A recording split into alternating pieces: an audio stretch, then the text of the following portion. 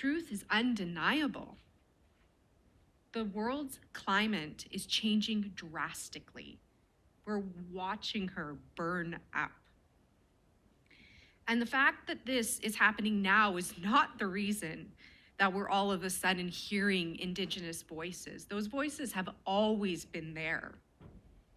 It's that we're starting to see this lovely movement of Indigenous voices being listened to, being heard, and we need more of that. One of the exercises that I actually do with people, and you can feel free to join in on this, I want you all to you can either look at the floor or you can choose to close your eyes, just for a quick minute. And I want you to imagine the most beautiful place that you've ever been, or the most beautiful place you'd ever love to go. And to use your 5 senses, you guys can go, yeah, or something, if you guys were in a place of nature, anything connected to nature. Okay. And I'm gonna get who to do the yeah too if you went to a business office.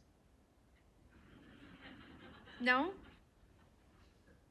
Oh my. Maybe you need some plants in your business office.